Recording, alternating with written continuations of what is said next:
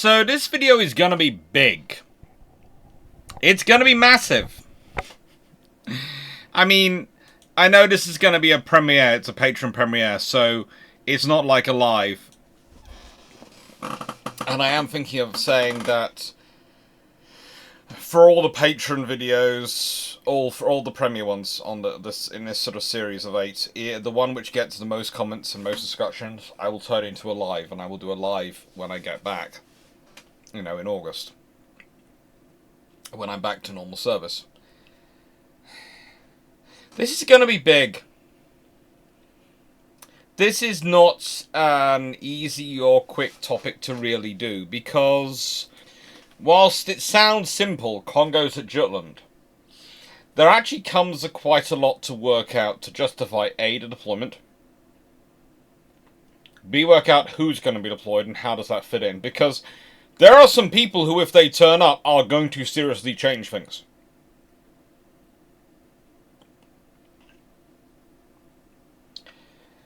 I have to say I had to cut off the decision-making process on senior officers at the Rear Admiral mark. So Rear Admirals and below, I am not getting into the debate of who should go. Because the trouble is, that is all dependent on who you take as your senior officer and who you take as your Vice Admiral.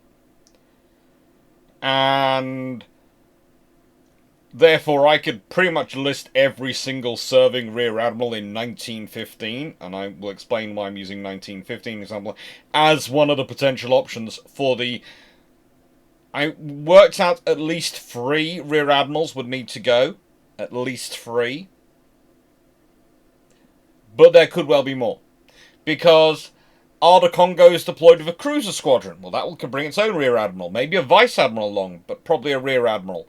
And the reason I say that is because if they're going to the battle cruiser fleet, BT's a Vice Admiral. If the Japanese turn up with a full Admiral and Vice Admiral, then suddenly they're going to be causing trouble for the British to the point at which it might cause a lot of political issues. So they need to turn up with Vice Admiral and Rear Admirals to that scenario. But also, they're not going to just be turning up with the Kongōs to the battlecruiser fleet, because they can't. If you're committing this, you have to commit everything. You have to. And actually, for that, I am using the actual discussions that were had in Japan in this period. There are actual officers who do write things about where the Mediterranean fleet's going, who are in opposition to it. I'm going to be discussing them. And the forces that are going to Mediterranean. That you either commit everything to going to this war, in which case you put Britain in debt to you, which they could have done before Jutland, but after Jutland, well, they didn't think there was going to be opportunity. So no point to it. Or you commit nothing. You either do the same policy as took place in the Russo-Japanese War, where the British went, you're only against one, we're going to give you a lot of support, we're going to be very much a cheerleading neutral, sending elder support your way, but we're not going to get actively involved because you're only against one major power. Or you are all in and send everything. And realistically, that's right. So that's the basis of my discussion the whole way through, is what realistically could be sent and where could it go, and where would the British send it. Now, this was the interesting thing, because I felt they'd want to deploy a significant force to the Grand Fleet as well, but I didn't think the British would want the forces they could deploy to go to the Grand Fleet. So I decided that what they do is they split those forces up. Which is good, because that means they get another Rear Admiral. Now, of course, going to the Grand Fleet, if they can't take 4 ships, they're not going to turn up with a division. And a full squadron in the Grand Fleet is 8 ships. And they're not taking 8 ships, and the Royal Navy's not going to be lumping around 8 pre-dreadnoughts with the Grand Fleet. They are not. They're not lumping their own, they ain't lumping any Japanese ones around. So that caused fun to work that one out. I came up with an idea of how that would work and how that could work. So I wasn't too worried about that. But I haven't got into how many destroyers they might take, how many cruisers they might take, because again, Once you're getting into that, you're getting into the number of senior officers involved. My personal instinct is that they would take a flotilla of destroyers with them to the Grand Fleet, along with what they take there. And I'll explain that when I'm there. I would also think they would take a flotilla of destroyers and maybe some old cruisers with them to their other deployment. And as far as the battlecruiser fleet, again, a squadron of cruisers and a flotilla of destroyers. And that sort of fits. Japan does have some good cruisers. They have got some things they can say. They haven't got many, though. That was the really interesting thing. They haven't got a lot of things to go around. They haven't really been building enough. They've got some good destroyers.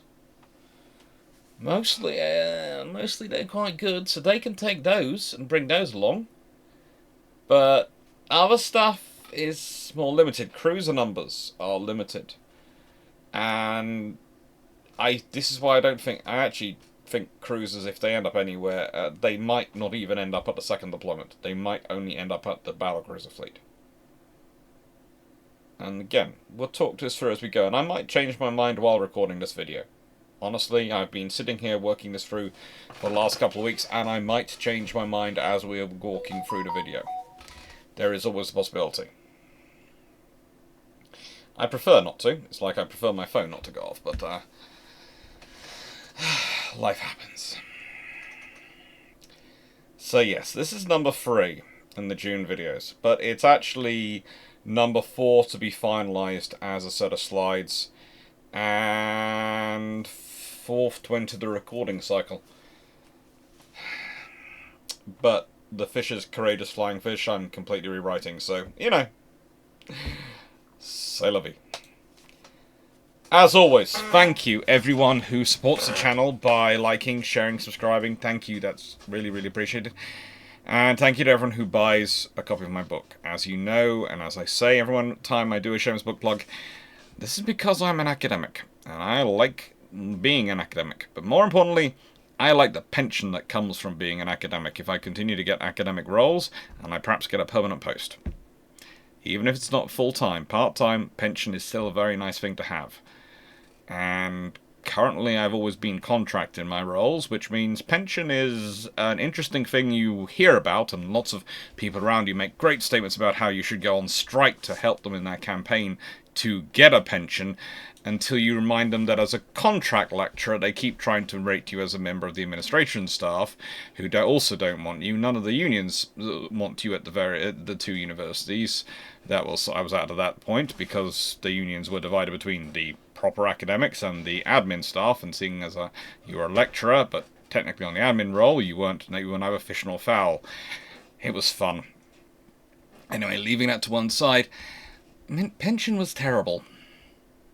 Is terrible. So, yeah. And the way you get selected for posts in the UK and honestly get promotion is based on how well your books sell and how your journal articles do. And pretty much they'd like you to, have about 5 or 6 best-selling books, about honestly 24 published papers, be freshly finished your 2nd PhD with a fellowship, and that's basically the requirement for an entry-level post at the moment. You'd think, from the way they go on in some of the adverts. And then you meet the people who get the entry-level requirements and you go, no. But you could someday reach that. I do agree. Anyway, thank you to everyone for your support, and shameless book plug. More to be coming soon. Where did I pause? Restart. Let's carry on. So, first of all, let's consider the timeline, and the timeline is what first did me in.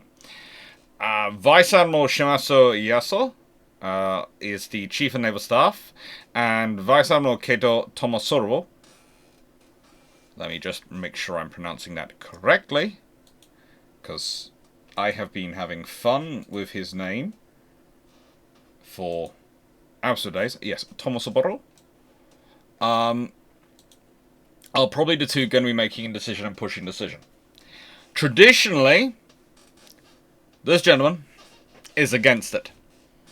He's against the Mediterranean deployment. He argues it's too little too late, and frankly their primary threat is America, and anything which takes their forces away from Japan is abandoning them in face of their greatest threat.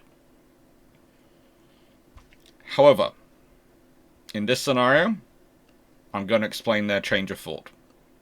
I'm going to explain why they're thinking what they're thinking, and why that affects things. Now, it has to be post the siege of Tsingtao because they're not sending ships then. So that ends in November 1914. And most likely it's not going to happen before December 1914 because there's the Battle of the Falklands. I was tempted to think it would be after the action of the Rinderbank, May 1915. And I was sort of thinking through going, when's it going to be? Because it's got to be enough time before Jutland for them actually to get there. I mean, part of the force. And I decided November 1915 makes sense.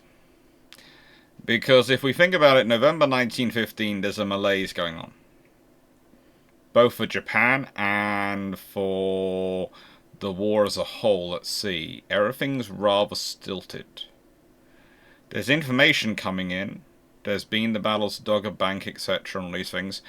And one of the things you have going on at this point is a general debate about the direction of the war and the future of the war. Now, this is where things get interesting, because into this scenario, we can start talking it as a great power thing. And then Marquess Okumu Shingo, the Prime Minister, June to November 1898 and April 1914 to October 1916, is pretty keen, as are a few others, on the idea of Japan getting as much experience out of this war as possible. Frontline war experience is useful. It displays their equality with other great nations by going and fighting in the European theatre, and it strengthens the alliance with the British. Again, the point is, you either don't take anything and defend yourself against the Americans yourself, or you send everything you can to build up the strongest possible alliance with the British you can, so that if the Americans come for you, the British are in debt to you. Now that's the debate. By November 1914, the rest of the world is... November 1915, the rest of the world is pretty much fine. It's sorted. There are not many surface raiders going around. There's nothing which requires the Japanese heavy units in the Pacific, other than America as a threat. And if you decide that your security is better, so your forces are better, how do I put this, created by allying with the British, this is the scenario that leads it to. But it's not going to happen quickly. And this is one of the reasons why November 1915 makes sense. Because this was an ongoing debate from pretty much December 1914 onwards. What should they do? What part should they play in the rest of the war?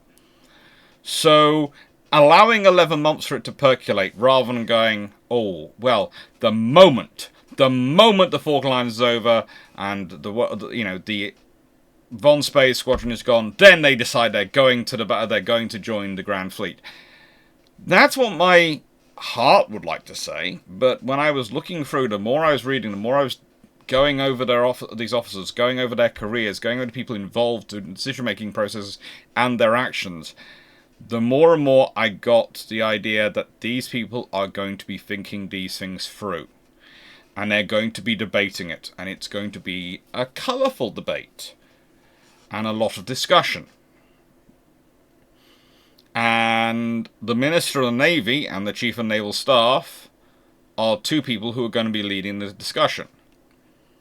Honestly, Kato Tomasoro, sort of, I would say, broadly speaking, probably more on the side of going to support the British. And Vice Admiral Shimanuro Hale, probably more against, but neither's completely on one side or the other, and both are very, very smart, very capable individuals. which we're going to be coming back to later, because honestly, I haven't even got to the really, really difficult part of this video. Because once I worked through the arguments and looked over their own arguments and discussions, as much as I can find in English language sources, because my Japanese reading is interesting, I then moved on to, okay, what are they going to send? Because if it's a case of you either send nothing or you send everything, what is the everything you're sending? Well, the Kongōs to the battlecruiser fleet, of course, that's obvious. That's simple. That's straightforward. These are 14-inch gun behemoths who are designed for battlecruiser operations. They are going to rip through the German equivalents because they are the closest thing to the German equivalents, because that's what Japan needed. Because Japan and Germany were both building basically second-line battleships as part of the criteria of their procurement of battle cruisers. So instead of going for battle cruiser, 2 words, they were going from battle cruisers from the get-go, and these battle cruisers are so close to the fast battleship line that I would say some of them in their modernization with the subdivision etc. and stuff they get, cross it to becoming fast battleships. But that's an entirely different debate for another day. The Kawachi class to the Channel with 3rd Battle Squadron. Now these are of course Japan's semi-dreadnoughts. They have 4 12-inch 50s in 2 turrets, the fore aft, and 8 12-inch 45s in 4 wing turrets. Now, initially I thought they would probably announce sending these to the Grand Fleet, and probably would want to send them to the Grand Fleet, but the Grand Fleet wouldn't want them. They're not going to fit in the gunnery drill the Grand Fleet has. Now, there's also the other problem that you take the 3 of them along, because there'll be another ship going with them. And that's not quite even a division, let alone half a squadron. If the squadron's 8 ships, it creates too many problems for the British to manage. There is a ship, though, they'd like in the Grand Fleet, but we'll leave that for 1 second before we get there. I think, as said, these would go to the Channel Squadron. And they would probably find themselves taking part in the things the pre-dreadnoughts in the Channel Squadron did, along with HMS Dreadnought, actually, coincidentally enough, mostly providing the fleet which is supposed to die gloriously if the German High Seas Fleet tries to force its way through the Channel, by holding up long enough for the ground fleet to get there, and secondly, by providing fire support and assistance for land operations. These ships are tailor-made for that, and that would be a Rear Admiral's appointment. This would require at least a Vice Admiral and a Rear Admiral, and probably another Rear Admiral if you have a cruiser squadron added on. And then Fuso goes to the Grand Fleet, with a Rear Admiral aboard, of course. And yeah, that's again going to be an interesting one. It's going to be an interesting one because what does it get you?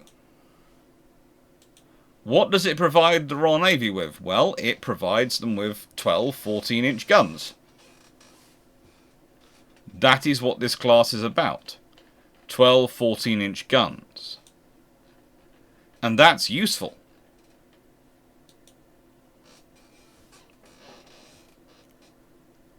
That's a lot of firepower for them to take with them.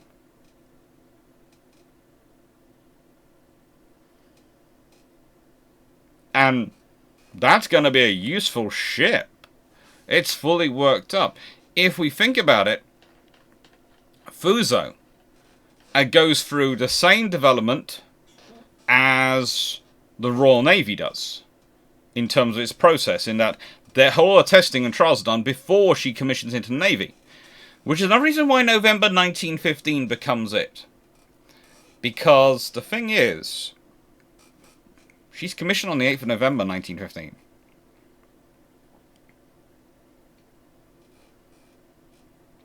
So you can announce you're sending.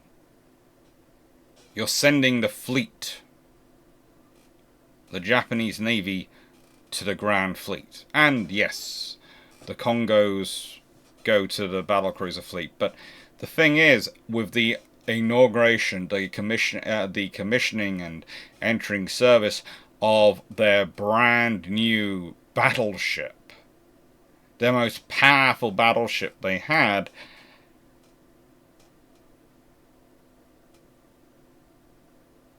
yeah,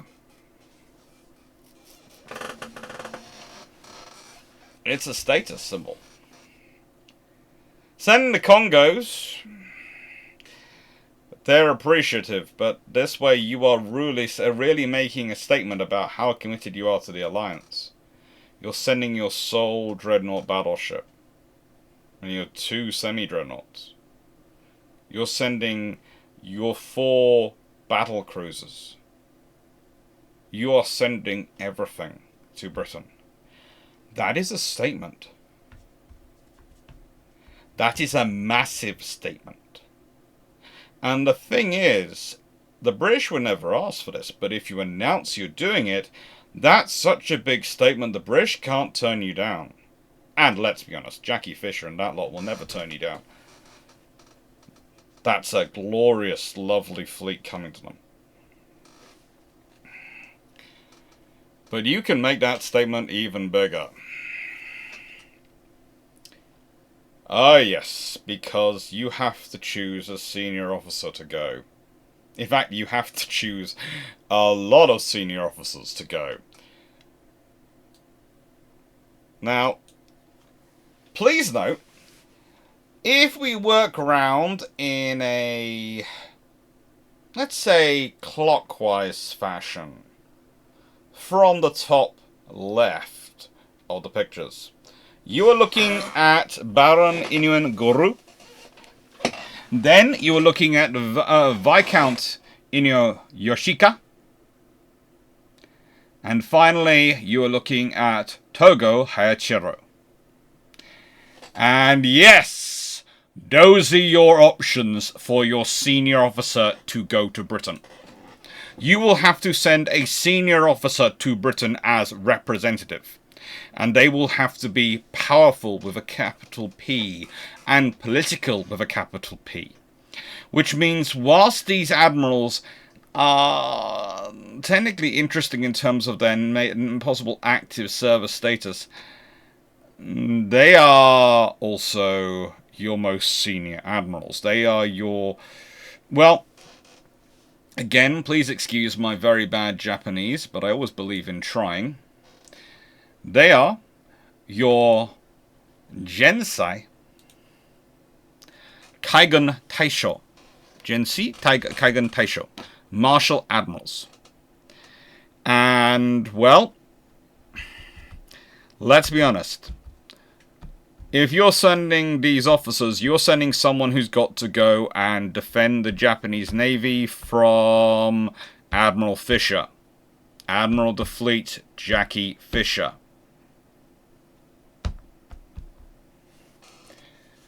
He has to stand up for the Japanese Navy in the presence of that gentleman. I am giving you and saying there are 3 options, and really I am lying, because in that scenario there is only one option. The reason I haven't said there is only one option is because currently at the time he is in charge of the education of Crown Prince Hirohito, a role he traditionally serves till 1924. He lives till 1934. But honestly, there is no other option. If you are sending this fleet, if you are making a statement of sending your fleet to Britain for this war, there is no other man you can pick from Japan at this period than Togo Hayashiro, the victor of Toshima and the Russo-Japanese War. Sending him is a big statement. I mean, it will not be lost on the British, and they have been very respectful of him, and very respectful. They have given him awards. He has gone over there. He has met the king. He is as well known amongst the British senior naval officers and ability as anyone in Japan, and probably more respected than anyone else. Sending him is going to add something even more to this. Sending him with the fleet as, this is our senior officer, who is going to be our senior representative. Kind of like Sims would be for the Americans when America joined the war. that is going to be something which is going to have a weight. Imagine it. Imagine the headlines. The Nelson of the East is coming to Britain. The Nelson of the East is coming to fight the Hun.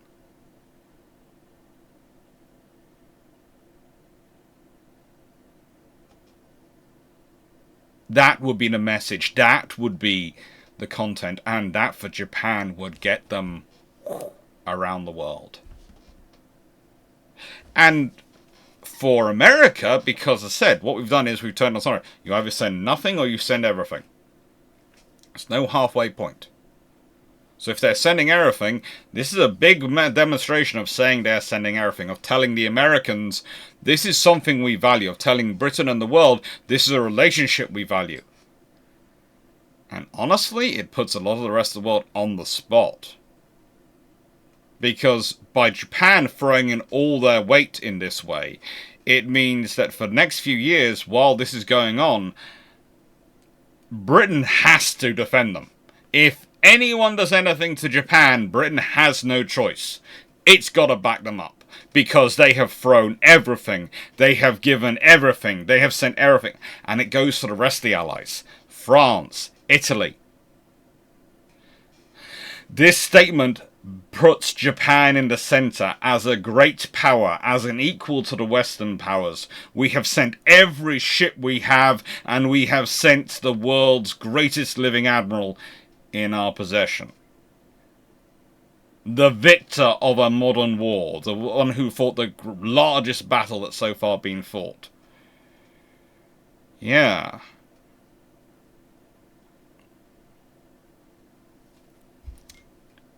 Even the Russians are going to respect that one.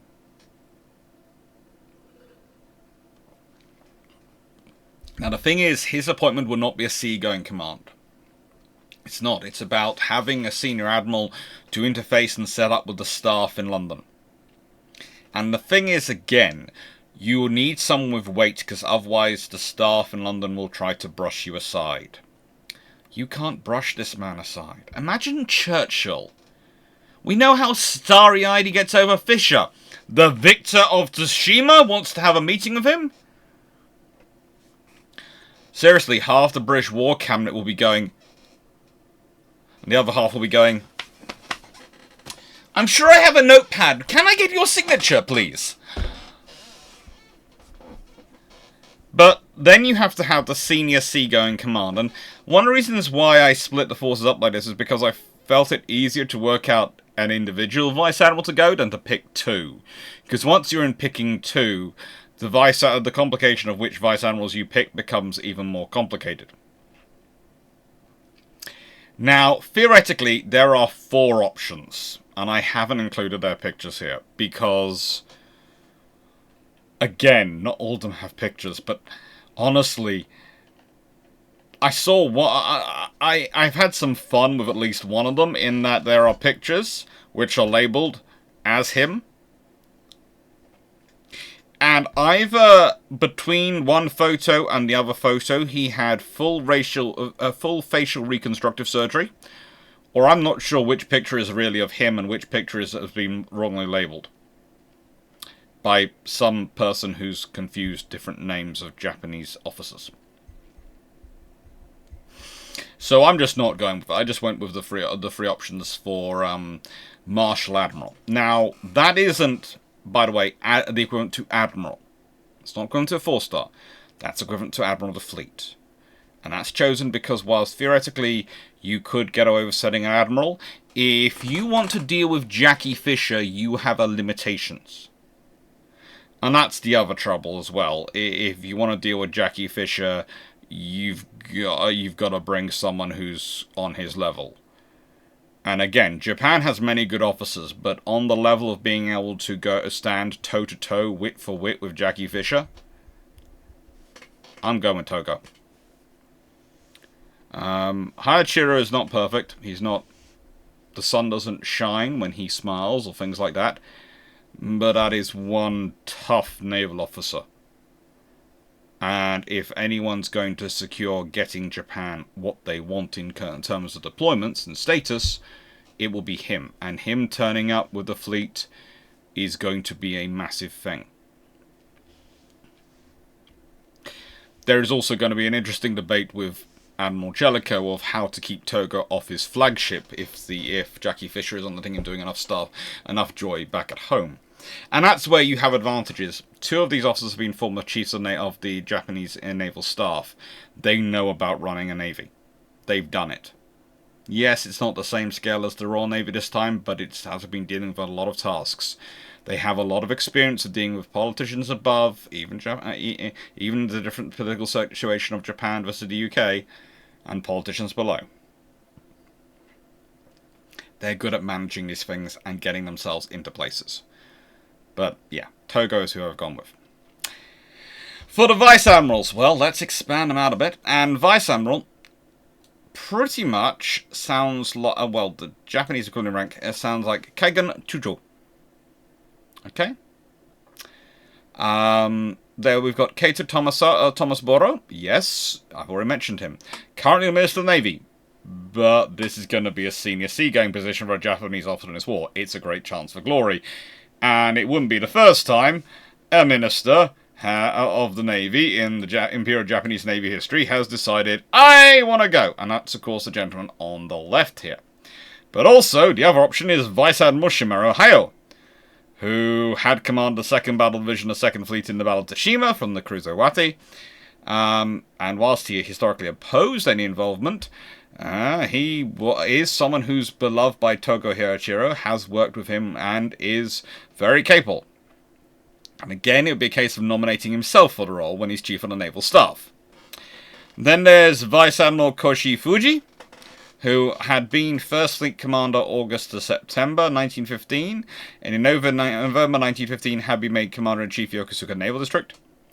And then Vice Admiral Yoshimatsu Shigetaro, who is an experienced naval officer who in 1915 would serve as Commander-in-Chief, Commander of the Combined Fleet when it was raised, and in November 1915 commanded the 1st Fleet, the Daishi Kantai. But these are his best ships going, so again, it's a temptation for him to go. My distinct feeling would it be Koshi Fuji. And I have a reason for that. I don't think either the Minister of Navy or the Chief of Naval Staff will get away with appointing themselves. I just don't. And I think in case of issues with America, Shigetaro is who you trust to run the combined fleet, so you leave him behind. He's losing his best ships, so you need a pretty good mind to do that. Koichi Fuji is a very capable officer, and he's in command of the Yokosuka Naval District, so therefore he's the easiest to move. And you can say, well, what about squadron commands, all these things? You need to go with a Vice Admiral who's got a political level of capability, and is able to rise to senior high command already at this point. So I think those are the 4 you're really choosing for if you're picking one, and I think it's Koichi Fuji. So Togo Hayashiro and Koichi Fuji are the 2 officers going. Which is going to be interesting. Now, I am not sure who the frigating rear admirals are going to be. As said, I would reckon they will need at least 3. If they send a cruiser squadron as well, that's probably 4. And I would highly recommend, if they have any destroyer flotillas, there are going to be some senior officers. With those. Now, one of the interesting things is, of course, the Japanese tend to have more senior ranks in roles than the British or American or other allied navies do. And the Americans, of course, not part of this yet. They don't join until 1917. But yeah, the Japanese usually have slightly more senior officers involved. So you might see more than that. But in terms of command, the rear admirals, rather than rear admirals who are acting more as we require more senior officers. We like lots of senior officers in our ships. I'd reckon you've got 3 or 4. Again, it's going to be a chance of war experience. It's got a further war experience, modern war experience. This is a navy which is trying to build itself up rapidly, which is trying to expand itself rapidly. Pushing this is sensible, and yes, the thing about why Fuso goes on her own, before anyone's really asking, is her sister doesn't get completed till 1917. She's not completed till March 1917. She might well go and join her in March 1917. They could well do that. She could well appear, because let's be honest, at that point the Americans might be joining the war soon, and if you consider in December 1917 Ize entered service and April 1918 Haiga entered service, and if you pushed those, because they were all laid down in 1915, if you truly pushed those, you might be able to get 4 and have your own battle squadron in the Grand Fleet, like the Americans did. You see, the thing is, after the Battle of Jutland, it's easier to get that through. Prior to the Battle of Jutland, it's more difficult. The British want to keep in regular units. So, with that in mind, how does it slot into the Channel and 3rd Battle Squadron? Well, honestly, this is where things get really interesting, because for me, I would say Setsu and her sister turning up are a really good option. The Kawashi and the Setsu. I can always remember Setsu, but Kawashi, her sister, who's the namesake of the class, I forget. I do not know why. I apologize, Kawashi. But those 2 ships turning up, they're good ships. They are going to strengthen this force immeasurably. Now, King Edward VII is actually historically lost in January 1916, and that's one of the reasons why Dreadnought becomes flagship. But honestly, Dreadnought was heading down there before then anyway. And that's one of the reasons why she's not at Jutland. She's with Battle Squadron, slotted into the Channel. I think she would get... I think they would take a destroyer flotilla with them. And I think it would literally be Kawashi and Setsu with a rear admiral. And the interesting point there you get is that's probably the second in command becomes Japanese of this force. At which point they might call it the Channel Fleet again, or something else. I wouldn't be surprised if you have the Japanese joining with ships. This force suddenly gets increased from 3rd Battle Squadron and basically, titularly, the Channel Squadron, to the actual Channel Fleet or Channel Squadron. They would actually raise it up and make sure it's properly constituted as such. Having a destroyer flotilla come in and back it up, again, that's going to strengthen it dramatically. If you consider the British historically, well, there aren't that many destroyers there. There's about 8 of them. 6 Acheron class, Beaver, Druid, Ferret, Hind, Hornet, and Sandfly, and 2 Thornycroft M class, Mastiff and Matchless. And they're mostly King Edward VII class ships with some Devonshire class cruisers and a Topaz class cruiser. So yeah, a little reinforcement ain't gonna go down badly. The interesting thing for me though is if they do this, do they also send something to the Harwich Force? I.e., do they turn up with a full flotilla of destroyers and half the flotilla stays with them and half goes off to the Harwich Force? It could do that. And that would be really intriguing to see, because the Harwich Force are almost non-stop fighting. They are picking fights, doing skirmishes, all sorts of actions. Almost every week or so they are running into Germans or doing something. So yeah, if you got some Japanese destroyers with them, those people, those crews are going to accelerate in experience very quickly. And if you consider the Harwich Force is basically the aggression operations of the Harwich Force are what provide the basis for the Triber class destroyers, which the Royal Navy pursues in the late 1930s and proved so useful throughout World War II, hence the book plugged earlier. Yeah. That could get incredibly interesting long term. That could have an impact beyond anything which actually happens at Jutland. It truly could.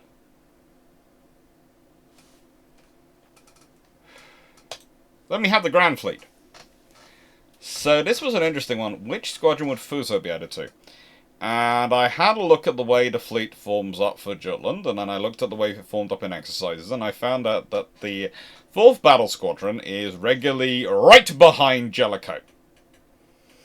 And I thought, where would I, if I was Jellicoe, where would I put a Japanese Rear Admiral and his battleship in my fleet?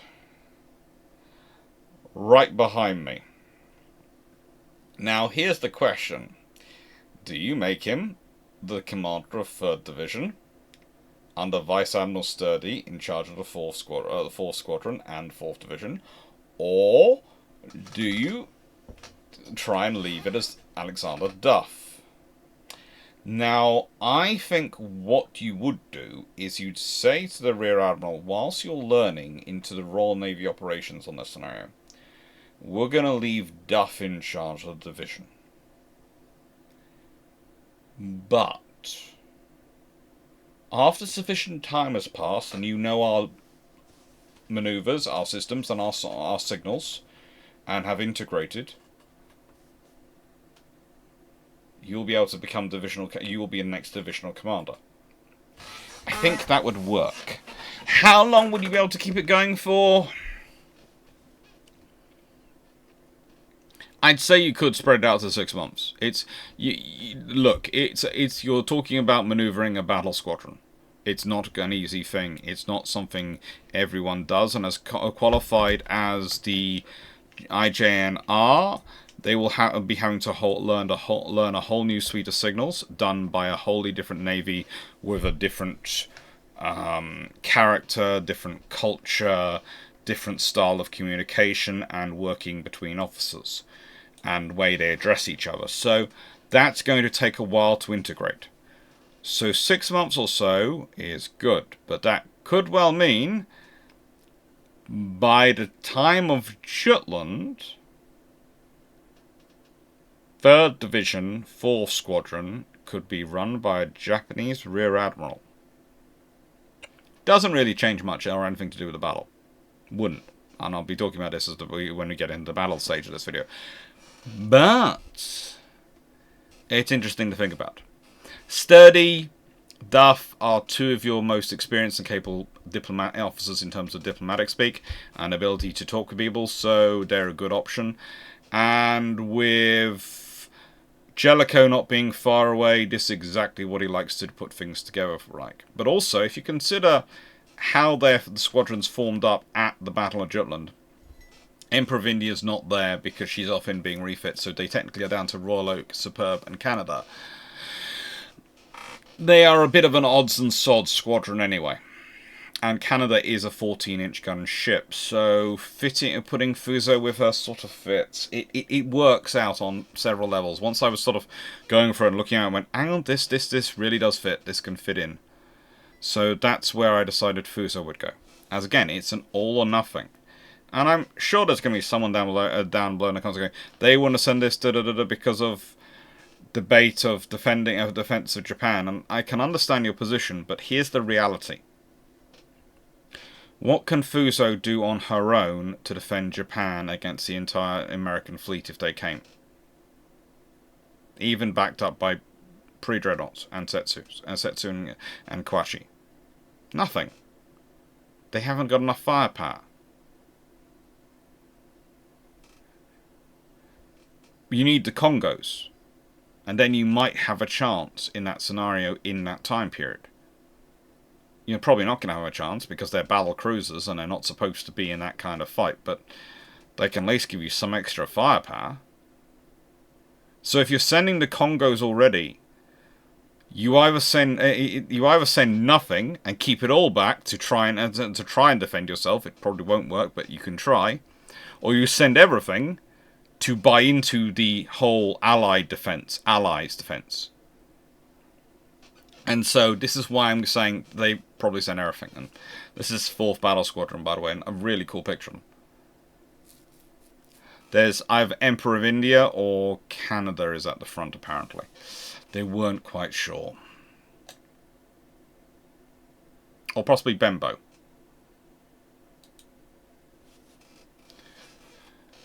And then, well, we have the battlecruiser fleet. Now, this gave me a headache. Honestly did. Because working through all the analysis for this one took some time. It truly did take some time. Mainly because there are so many ways for certain personalities involved to muck it up. Truly. Now, the first one, and the biggest idea, is that some bright spark gets the idea of going, we have the 1st, 2nd, and 3rd battlecruiser squadrons. Let's call the Japanese Kongōs the 4th battlecruiser squadron. Sounds logical, right? But here is a small problem. 4 is a deeply unlucky number in Japanese culture. Mainly because one of the versions it's pronounced by, it sounds rather like the Japanese word for death. And frankly, variations on 4 and 40, etc., can be even worse. So, yeah. No. That's not going to fly. Now, it gets even more interesting, because as you go through this, and as you start looking at this and going, okay, what are the other options? What is the other points of analysis? Well, you could go for 3 or 5. But 1, 2, and 3 are taken. 7, 8 are lucky numbers. 3 and 5 are gifting numbers. Now, BT is enough of an egotist when it comes to diplomacy especially, and he believes himself good enough at diplomacy, and to be honest, he is above average. Not great, but above average at diplomacy and politics. He's not great at fleet command, but he's above average at diplomacy and politics, even though he does manage to make an absolute idiot of himself whenever it involves fleet command, because he can't read the room. He will probably get this right. Either that or cause a sufficient enough diplomatic incident he ends up insulting Togo Hayashiro, at which point I could imagine that Fisher kills him. Definitely dismisses him from the service, but possibly commits harikiri.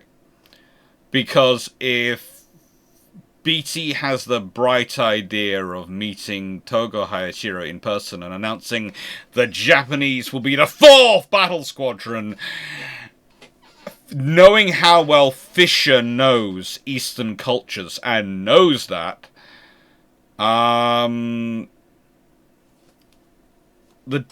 the exact time of life remaining for BT, we measured in how many seconds it takes Fisher to get from wherever he is in the room, which, let's be honest, is probably not going to be far away, to the point at which his hands, whilst trying to strangle BT, have physically gone through his neck. Okay? I'm not being too graphic here, I'm just talking about Admiral Fisher. There is a literal chance of that. So, barring that circumstance, which would of course lead to an entirely new change of command for the battlecruiser fleet, and possibly, who knows, coming to take command of them, potentially Sturdy. There are a couple of others up this time who are options, but that then changes the command back up at 4th Battle Squadron, which could be interesting. So all these things are interesting. So we'll say BT doesn't muck things up. Okay, we'll say he doesn't. He does like to surround himself with social officers. He likes to surround himself with the sort of people who are obsessed with social niceties. There should be enough people around there who know that ruling to sort of help him. So, I think if they go with not renaming any British units, they go with the 7th Battlecruiser Squadron. But I have a reason they could actually give them the 3rd Battlecruiser Squadron. Because, let's be honest, Scapa Flow is going to be full. Or rather, not Scapa Flow, Rosyth is going to be full. So some ships are going to have to be sent to Scapa Flow, aren't they? So I was thinking about Scapa Flow coming next, and then I said it instead of Rosyth. It's fun. Life is fun. Anyway, Rosyth is going to be absolutely cram-packed. One of the reasons they are limited in terms of the forces they can send down there, and they can't maintain their operational capability. You could theoretically bring the Kongōs in, but the Japanese are paranoid about gunnery drill. They are obsessive with doing it. Legacy of the Battle of Toshima and Togo Hayajiro. So in order to impress them, what he might do is A, rename 3rd Squadron 4th Squadron, give them 3rd Squadron, and B, send 4th Squadron with the Invincibles up to Scapa Flow to do some gunnery training, which probably Jellicoe won't mind, and keep rotating the squadrons round to Scapa Flow for gunnery training, because that's what Togo Hayajiro and Vice Admiral Koshi Fuji will want. I have to have notes all over these screens for me to make sure I get the names right. So if I'm looking at weird directions, it's because that's where I'm checking a name, okay? Just giving you that apology in this video. And so that could have an interesting impact. And we also have to remember what BT's rank is at this point. He's a Vice Admiral. He is a Vice Admiral. And everyone else in his force are Rear Admirals or below. He has now gained a Vice Admiral subordinate. There are two options of what happens in this scenario. One, BT gets promoted to Admiral. Two, he gets left there. Or three, an Admiral gets sent to take command. I think 2 is the option he's left, and he's left as a Vice Admiral. But under these circumstances, the Vice Admiral, the Japanese Vice Admiral, will become his fleet second in command. There's also another certainty. He's got the Kongōs. And even if he is rotating squadrons up to Scapa Flow for training, he won't get 5th Battle Squadron. At no point are those being detached from the battle fleet. The Grand Fleet will retain them. Now, for the Royal Navy, if we consider the battle of Jutland, etc., things are going to be interesting. Before we get to that, though, we have to consider the 6 or so months before. Because during those 6 or so months, you're going to get a lot of wargaming, a lot of exercises, even more than we had historically, because you've got to integrate this force. They can be there very quickly when the announcement is made in November. They could be with the fleet by the end of December quite easily.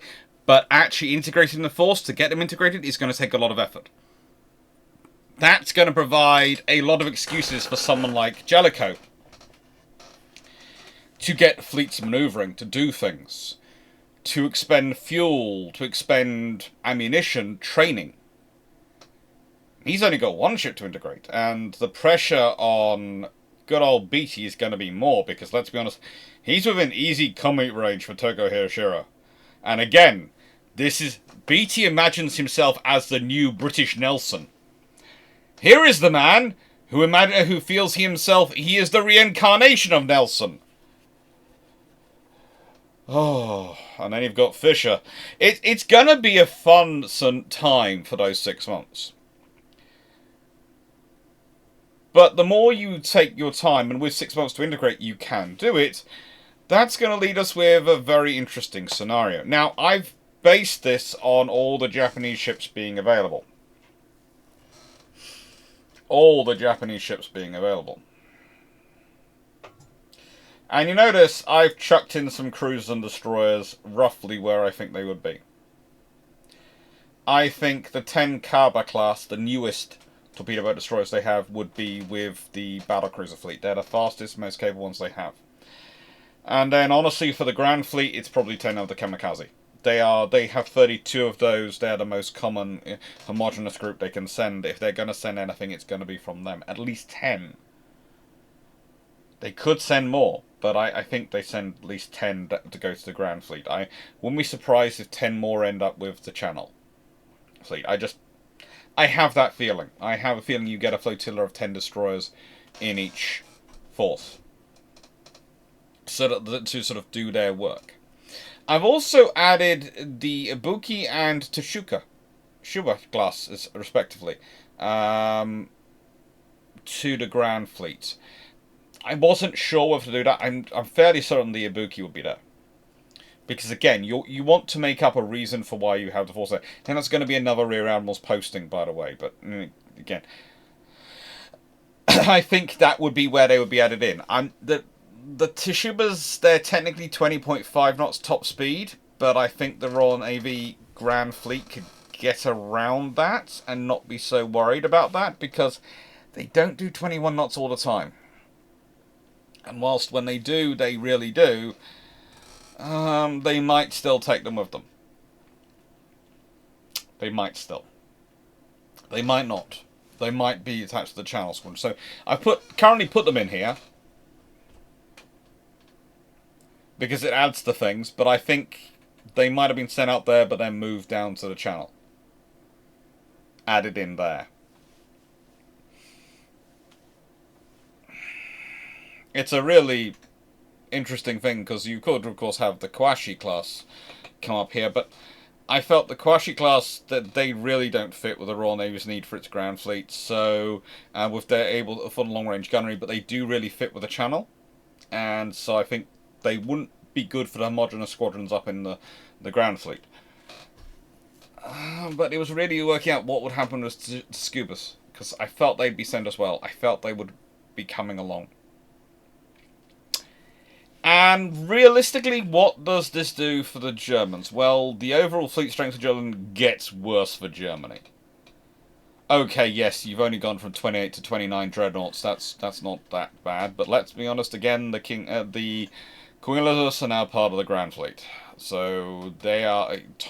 Evan Thomas is back being happily looked after by his by Jellicoe. He's fine. He doesn't have to deal with Beatty, who doesn't talk to him. It's fine. He's in a force which is going to know what's going to do. And the battlecruiser fleet is...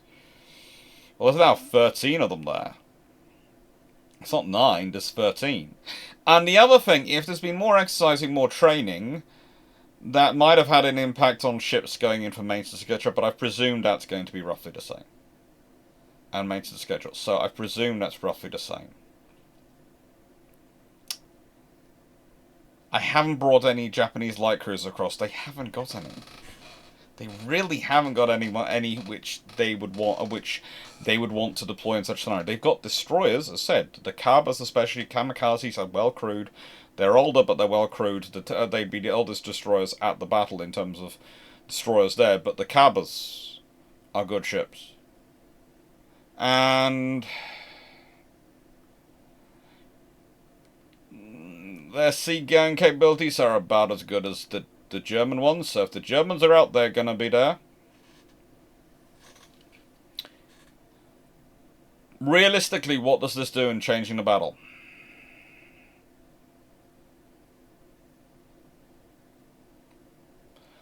What does 5 extra capital ships really change? What does 4 extra armoured cruisers and 20 extra destroyers really do? Well, it makes it very, very dangerous for the Germans to be caught. Because at this point you have a lot of resources to trick at them. And because things get worse when you look at what those ships are. Okay? And again, if you're going... hang on, these slides are similar. I'm sure you've seen them before. Yes, I've done most of this work before in the Building the Fleets of Jutland slides. And then I used them for another video which I had recently about, you know, the Kaiserlich Marine going all out. And then finally, well, it's the same information. So, yes, I'm an academic. This is how you can tell I'm a university academic. I will reuse slides shamelessly, because if I know it's right and I've got it up there and I've got it ready to go, I will reuse it again and again and again and just adapt it. It's called economy of effort. Others might call it lazy, but we call it economy of effort, so we can focus our time on the important things. Researching and arguing over whose job it is this time to serve on the new committee the Dean has come up with. Trust me, those come up so often. Anyway, leaving that to one side. In this scenario, we are talking about a massive increase in the heaviest guns. It is quite literally 54 from 10 to 54 14-inch guns. So, the Germans have 11 and 12-inch guns, and yes, their 12-inch guns are very capable, and so are their 11-inch guns. The British have a preponderance of 13.5-inch guns. They are the most common weapon the British are fielding. There are 110 of those in the battle fleet. There are 32 of those in the battle cruisers. So that's 142. But the British also bring 48 15-inch guns to the battle. Historically, 5th Battle Squadron has a monopoly on roughly 40 of those, but there are others wandering around. That's important to remember. But there are more. In this scenario, there are an extra 12 14-inch guns to back up Canada's 10 in the battle fleet. And there's 32 14-inch guns being added in to the battle cruisers. Combine this with the amount of training they'll have had to do to integrate these forces together, the amount of firing they'll have had to do, and you might have the battlecruiser fleet actually have got their gunnery up to standard. Who knows? They might actually be able to hit the side of a barn door. It's possible. They're not as bad as that. They do have some accuracy and they do hit their targets. But they do concentrate on the speed of firing over accuracy. With the amount of training, they might well have got some accuracy along there with speed. And the thing is, you'll now have gone up to 376 guns overall versus the 332 you had historically versus 224 German ones. And the thing is, the Germans, their major guns are 11 and 12-inch. They're even outnumbered in 12-inch guns by the British, but their major guns there are the 11 and 12-inch. 224 guns. It's a 3-to-2, more than 3-to-2 ratio of guns now. It's almost 3-to-2 with 332 to 224. Almost 3-to-2. With 376 to 224, well, let's be honest, it would have to be 336 for it to be 3-to-2. There's another 40 on top of that. It's 3.3 to 2. Or 10 to 6? Roughly?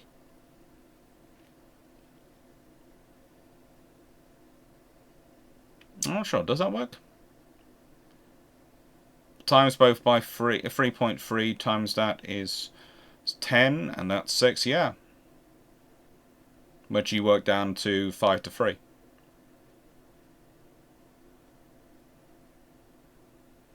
For roughly, that works down roughly right. And the point that comes here is, will there even be a battle of Jutland? Would the Germans even come out? Would they really want to come out? They're not stupid. They know the risk they're going to be running. Why would they come out in this scenario? Why would the Germans risk it? Why? Why would Scheer? Why would he do this? Why would him and Hipper come out in this scenario? Well, you have to remember, their scenario is always about trying to bite off a bite of the British Grand Fleet. And preferably that bite should be from the battle cruisers. They'll take a battle squadron if they can, but they quite like to take a bite of the battlecruisers. In this scenario, they will think two things. One, BT's probably going to be emboldened by having had the addition of the 14-inch gun Kongōs. He's going to feel really tough. Okay, they're not 15-inch gun 5th Battle Squadron, but let's be honest, he's going to be feeling woohoo! And yes, he's going to have Togo Hayachiro breathing down his neck for the last 6 months, so he's now got another person he's got to live up to and impress and show how great he is. So they're going to be probably banking on him being egotistical enough to get caught out. And then that's a bigger scalp for them. The problem is, if it's their battlecruiser force which is caught by that scalp and they don't actually get to run away, they're going to be in severe trouble. 104 guns versus 44 is not a good criteria. Especially not when we consider that 64 of those weapons are going to be 13.5 inch and 14 inch. You can argue the Germans are solidly built ships. They are. But in this scenario, there is no dropping behind of the Kongōs versus the 5th Battle Squadron. They're up with the rest of the battlecruisers. So the whole way through the fight, they're going to be there.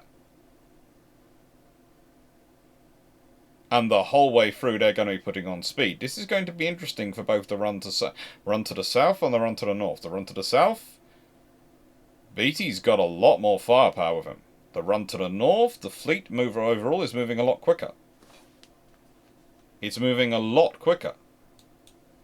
The Kongōs, as built, can do 27.5 knots. They're not the fastest battlecruisers in the world, and yes, the Royal Navy battlecruisers can mostly do about half a knot faster. But frankly, that's not that much slower, and that's 4 knots better than the Queen Elizabeth. 4.5 knots better, probably, than most the Queen Elizabeth could do. That's a difference. It's a knot faster than the German battlecruisers can mostly do.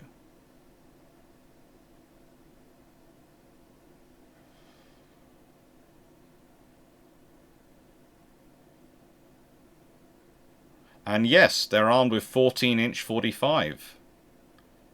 A good gun. Nothing to be sniffed at.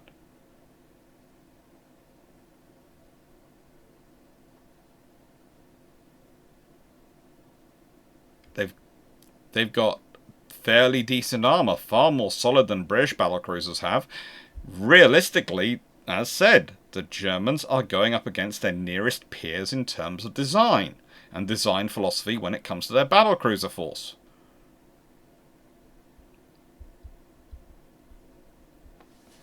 So, without much further ado, let's think about this. Would the Battle of Jutland actually happen? Yes, it would. What would the Germans realistically do? Would they run into each other like they did historically? Probably.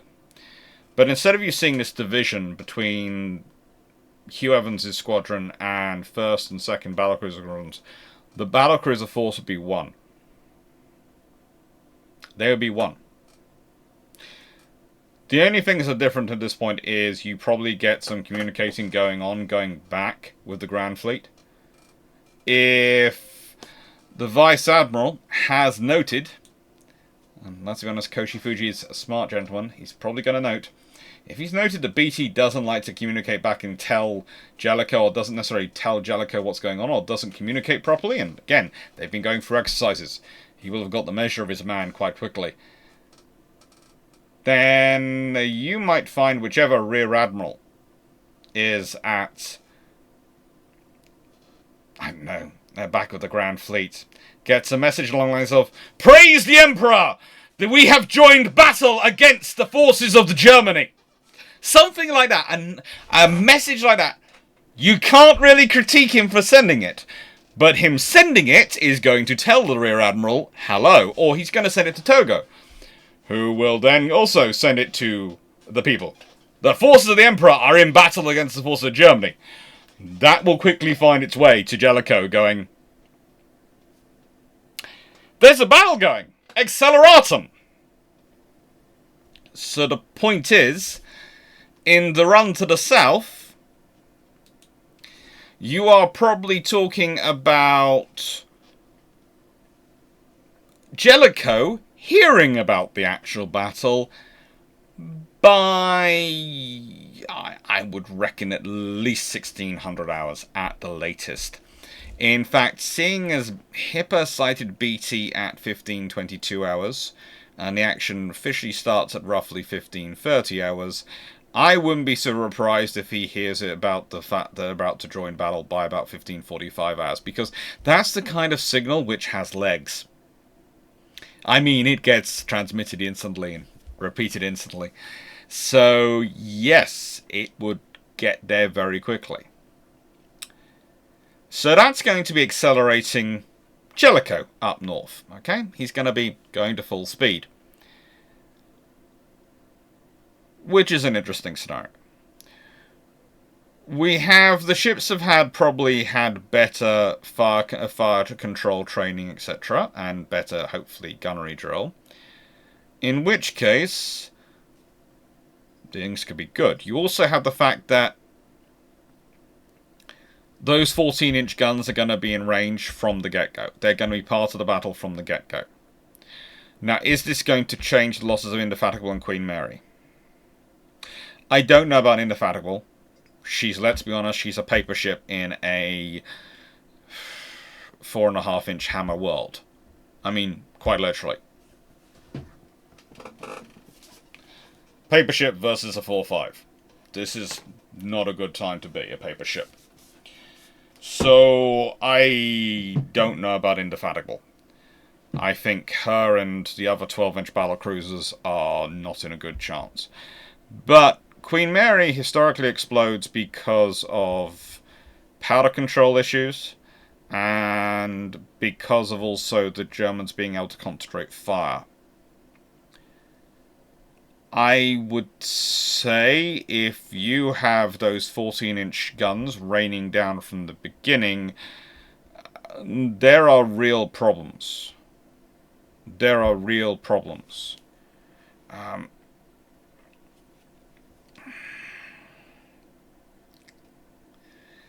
I don't think you end up with a scenario, as said, with the run to the south, pretty much the entirety of the run to the south, the 15-inch guns of Evan Thomas's group are not in this battle. They're just not. They join in the run to the north when they're holding them off. And again, half or not, the Kongōs will probably be in the rear for the run north. They'll be not as slow, but they'll be part of the run north. They'll be in that as well. So my main point in the run south is I think there are various vessels like Moltke and possibly Lutzow who get seriously beat up upon. Moltke draws fire from 2 of the battle cruisers, and she carries on firing quite well, but if you've got the force, instead of being 6 battle cruisers, 10 battle cruisers in the fight, let's say the other 3 are still up with the Grand Fleet, then you've got 2 to 1, and you've also got, this is going to sound strange, Koshi Fuji interpreting the orders of his fellow Vice Admiral and probably making sure at least his squadron is doing their gunnery and target selection correctly.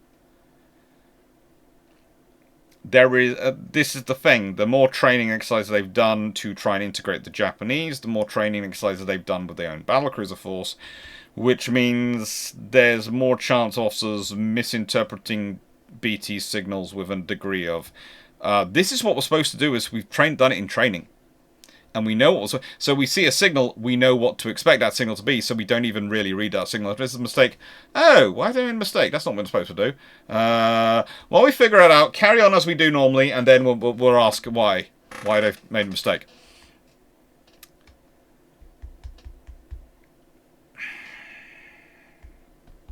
The fight will be vicious. And this is the very real scenario, because with those 4 ships raining down 14-inch shellfire and being far better at taking hits than the British capital ships other than Tiger in this fight, there is a real chance that the Germans end up losing some ships in this fight. They could truly lose some ships in the fight. As said, Queen Mary, when she sunk at 1625 hours, is hit by a combined salvo from Deflinger and Seydlitz. But the thing is, if, let's say, Seydlitz or Deflinger is knocked out earlier because of the 14-inch shells or receives a damage from those shells, then that's going to change the battle. And this goes on and on and on. Who do I think is lost in this fight? I would say I would not be betting on Seydlitz, and I would not be betting on von Moltke surviving. And I'd said, I think Indefatigable still gets caught. If you look at the time she gets caught in the battle, how early, she's hit off by 3 shells from von der Tann. And frankly, she's not designed for that fight. She's not designed for it.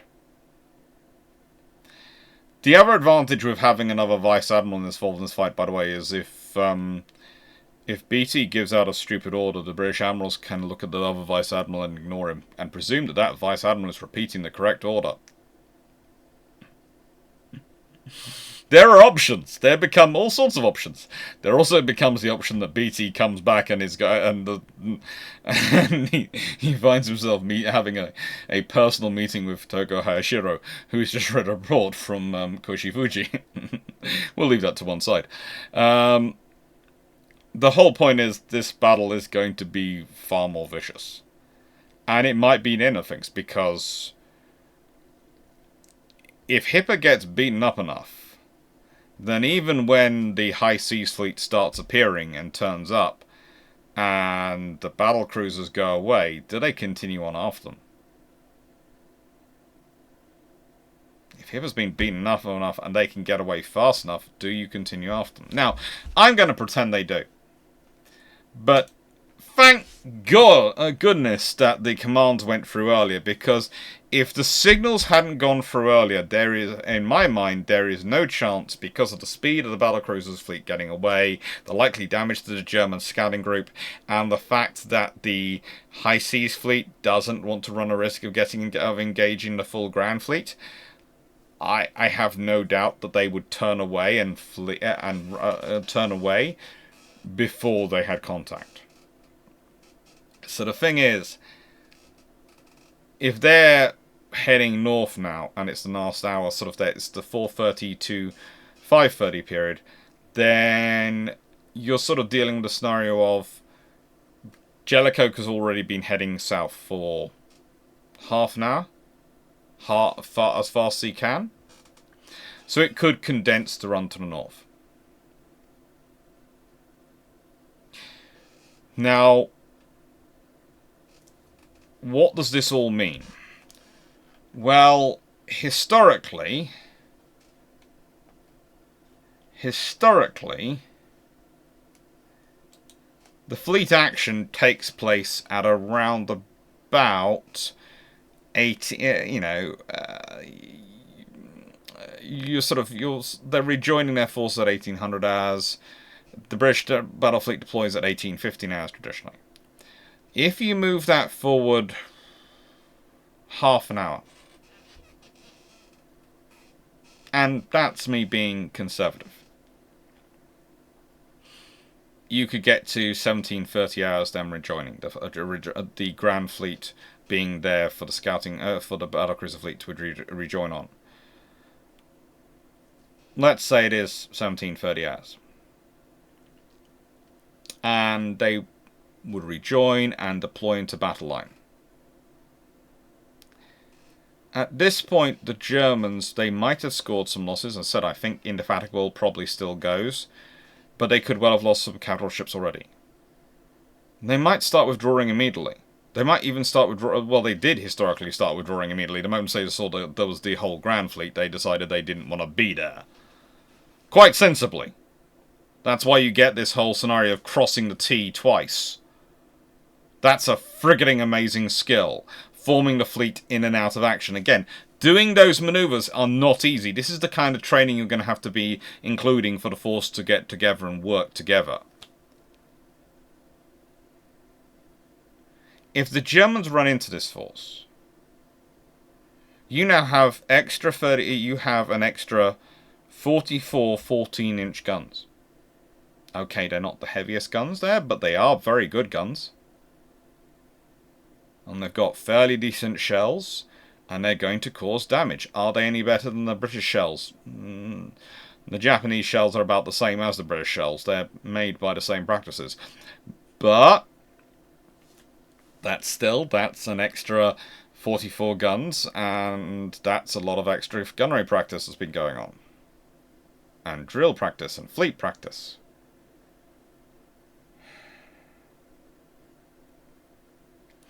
The really interesting question is, does the 1st, 2nd, 3rd, and 4th battlecruiser squadrons, or 1st, 2nd, 3rd, and 7th battlecruiser squadrons, or whatever you're calling the Japanese, might call it the Japanese battlecruiser squadron.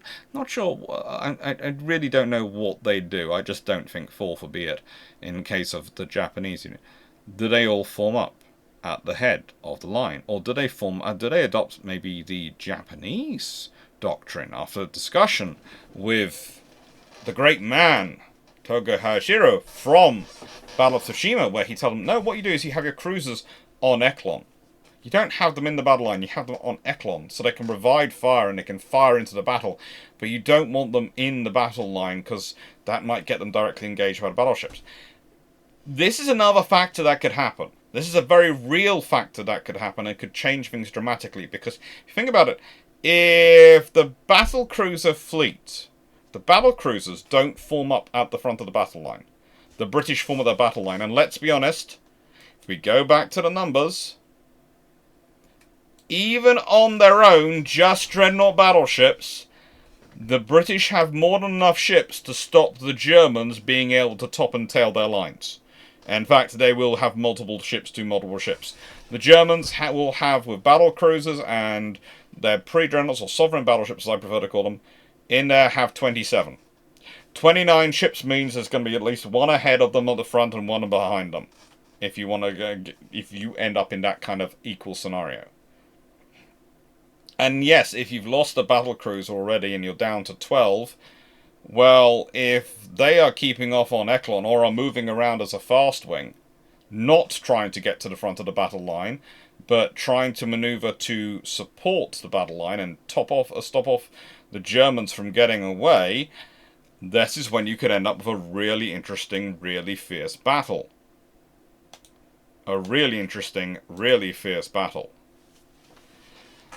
And the point is, for me, I don't think the Germans let it get this far. But if they do, whilst I am certain the battlecruiser fleet will suffer further losses, as will the battle fleet of the Royal Navy and the Japanese, I think the Germans will suffer absolutely devastating losses. If this goes as it did historically, the Germans probably lose a couple of extra ships, and the British lose slightly less. If it goes as bad as it could go, and I did some simulations, and the reason I've not been talking about some of the simulations is to honestly, I had to force the simulation for sheer to actually end up in this situation. And that tells me it's highly improbable that after the experiences of the run to the south and run to the north, and by the way, some of the run to the south losses for the Germans were as many as 4 out of 5 of their battle cruisers. That happened about 1 in every 10 times, roughly. It was 9.94% or something like that from memory. And by the way, the British didn't, but that did lead to British losses. But again, it's the 12-inch battlecruisers where the losses occurred, not the 13.5 and 14-inch. It concentrates. The more the Germans start to lose ships, the more it concentrates losses on the older British battlecruisers. I had no idea really why that worked out the way it is. I ran the simulation about... I had the computer run through 120 variations on that one. And I realised it wasn't getting to the Battle of Jutland. To get it to the Battle of Jutland, I have to force shear. I have to really force shear to get there. Because it doesn't seem like much of an advantage in terms of force. But it's just enough that, wielded by this gentleman, he is able to do dramatic things with it. Because he's got 5th Battle Squadron as part of his group from the beginning. So he has them with him in his battle squadron, in his battle fleet. He has an extra 14-inch gunship. So if you think about it, whilst he might have also 3 extra battle cruisers, what you've effectively given Jellicoe is an extra 6 ships over what he historically had.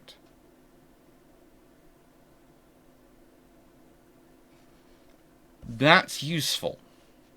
No, yeah, an extra 6... is it an extra 6? It is an extra 6 ships over what he historically had.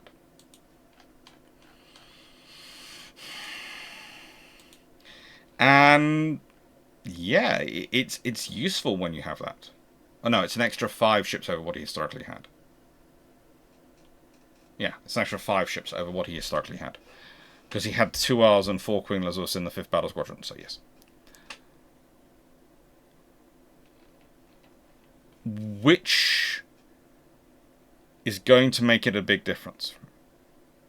He has those ships, and they're part of his fleet from the get-go. They're part of his formations from the get-go. Part of his organisation from the get-go in this battle. So he's always sure where they are. They're with his fleet. And probably they're acting as his fast wing more than the Battle Cruiser Squadron. So he's probably got the Battle Cruiser Squadron acting as more of a detached unit. So it could well be the Queen Elizabeths are at the front of his battle line. The Queen Elizabeths are at the front of his battle line. Followed by some of his more experienced battleships. 2nd Battle Squadron. The King George V's and Orions. Good 13.5-inch gun ships. Followed by Iron Duke and the 4th Battle Squadron, which will include Fuso. Followed by 1st Battle Squadron.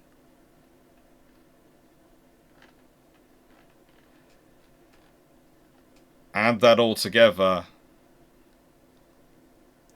that is a very powerful force.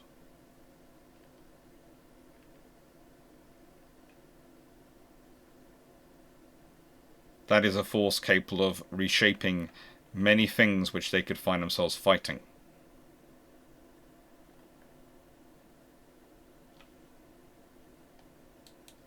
And the thing is, under those scenarios, the losses can mount up. If you've got the 5th Battle Squadron at the front of the Grand Fleet in this engagement, leading the engagement, they're going to pair up with their equivalent ships from the German line. And that's not good for those German ships, because again, those ships, the British the 5th Battle Squadron are pretty much the best gunnery ships the Royal Navy has, the latest equipment and the best trained crews, and some of the best personnel, because they want them to be. Also, these ships will now not have gone through the whole run to the south and run to the north and all the fighting. They're going to be fresh when they're getting into this engagement. You're not going to have Warspite doing her famous donuts in front of the High Seas Fleet, hopefully. She might still do that. You know, this is Warspite. But this is the problem you get in this battle in this scenario, because you not only have those, you not only have the extra 14-inch guns, you then have the Kongōs and Beatty and his force wandering around.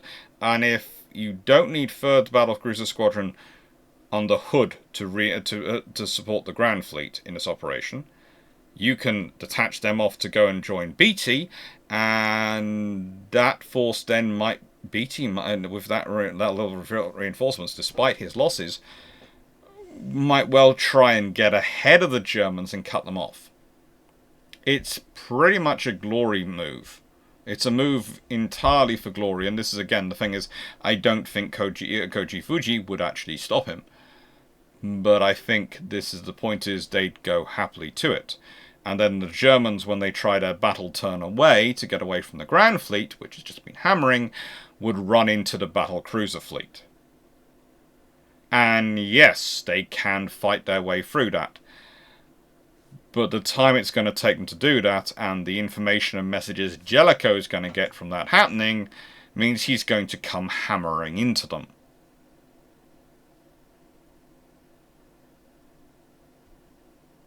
And he already does that, historically. He manages to cross their T a second time. With the information he'd be getting from the radio signals and other information going off from the battlecruiser fleet having got round them.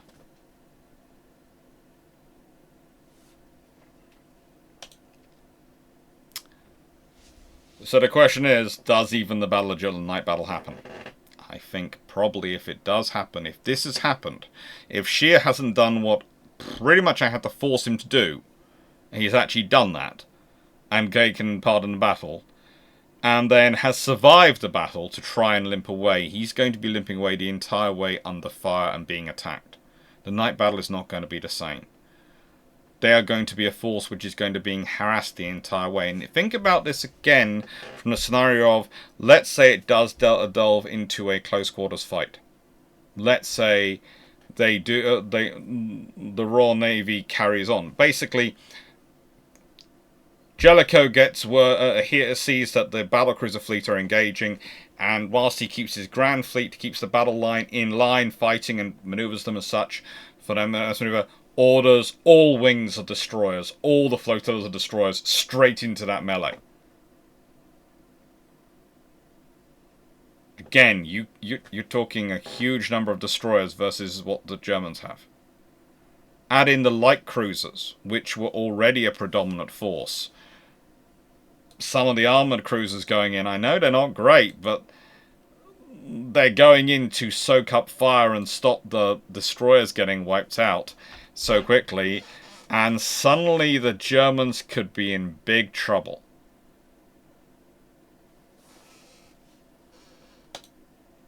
That's a lot of ships to be chucked into such a scenario. So I don't think that any night fight happens other than chasing down stragglers, if it happens this far. And as I said, I'm highly suspicious of this actually happening. I think the run to the south happens. If this events happen as they had historically, I do not think the run. I think the run to the north is where they break off. I don't think they break. I think they break off before they get anywhere near contact. I don't think it's a full hour run. I think there's it would be an earlier point of contact if they did carry on, but I think they break off before that because they're going to think they're running to something. They should have thought that historically anyway, but they thought they had them on the run and they were hurting them. In this scenario, the Germans have been equally hurt. Scouting group has probably lost at least 2 ships. First scouting group's lost 2 ships. I don't think they're chasing after them. So what's the aftermath? Well, if the aftermath is they've lost 2 ships and the British have lost 2 ships, the Germans are going to claim it's a win, but it is another battlecruiser skirmish. And the British have renown and repulse coming. If it's turned into a full battle, then I'm going to say this. I don't think a single German battlecruiser survives. And I don't think a single one of their pre-dreadnoughts survives. I'm not sure how many of their dreadnoughts get away. The British and the Japanese will suffer losses. I'm sure a Kongō will be lost. And I'm sure other ships from the Royal Navy, lots of ships from the Royal Navy will be lost.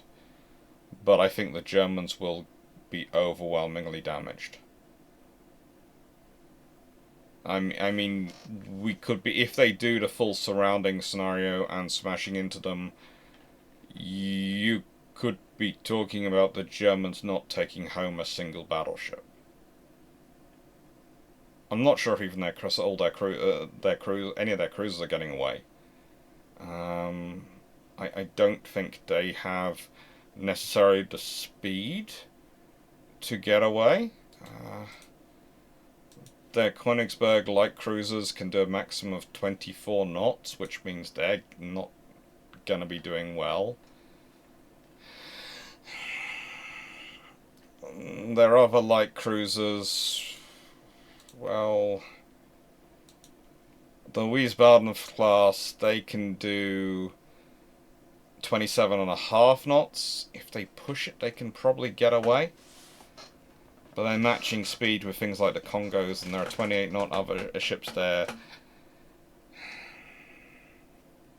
Look, the problem is, if you start to have a massive victory going on, if you start to have real blood in the water, things like the Harwich Force, which is already in a blocking position, and considering their position in water, they weren't part of the battle, but they've been called out and positioned, could actually get called up as well.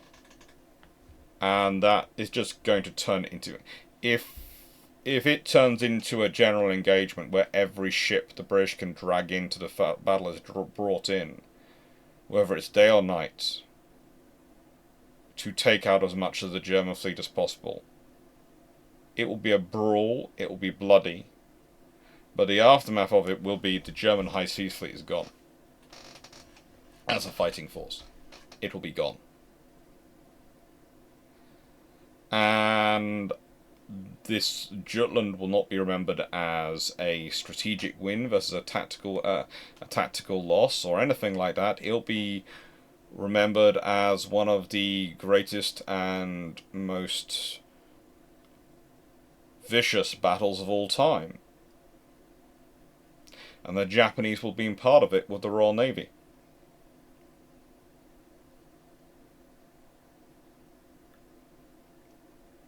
It will be the new Trafalgar. The British press will have it as so. It doesn't matter what the losses are. The British, after having destroyed the German high seas fleet, it will be the new Trafalgar. And Jellicoe, and if he survives, and Tosho will probably be pictured as the two modern Nelsons having their photographs. And if he did his dashing charge across the front of the German fleet, Beatty will... I don't know, maybe Jellicoe gets cast as the Jervis to Beatty's Nelson. I have no idea. Realistically, it depends on if they both live. And there is a good chance, with the way Lyon likes to get herself into trouble, she doesn't. But there again, she proves surprisingly survivable on many occasions. And, you know, there is therefore that. She does prove surprisingly survivable on many occasions. If that's the case, then she survives, but otherwise Beatty gets probably a glorious funeral. A glorious funeral where they bury an empty casket in state.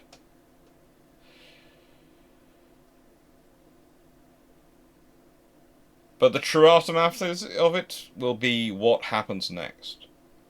Does someone try and push forward the Baltic plan? Do the German forces collapse? Because even if you don't push forward the Baltic plan, the sheer losses they will have taken at Jutland will A, undermine their ability to grow their U-boat fleet later in the war, but B, will allow you to basically use your capital ships and your large gun ships carte blanche to blast and shell your way up the coast. You'll be quite literally able to turn the German line by sheer weight of firepower. You think the battles of World War I, with the huge amounts of land artillery they brought, was something? Imagine bringing the entire every single surviving dreadnought battleship, battle cruiser, pre-dreadnought, the Royal Navy, Japanese Navy, French Navy can muster to the coast and letting rip. The Allied armies will advance over a field and path of shells.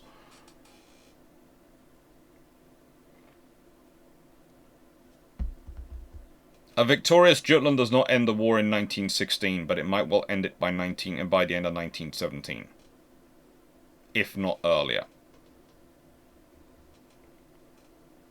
Why don't I say they push into the Baltic? Because whilst that might be the lovely Fisher's plan, the actuality of doing that is going to be very high risk. Especially when you consider how damaged the fleet is likely to be after this. Yes, the Royal Navy will be back at sea, but it's going to take them 6 to 8 months to get those ships back into service, if not longer. They're going to be severely beat up.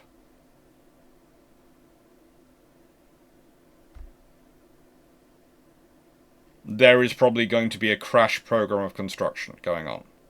If the Japanese have lost a Kongo at this battle, and they probably will have done, there is probably going to be some suggestions that either Renown or Repulse be given to the IJN as a thank you. Yes.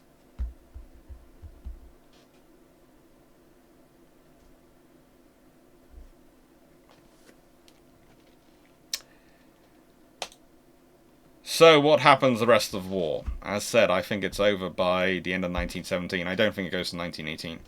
And I don't think you have the same events you did historically. Because you can push it so much harder.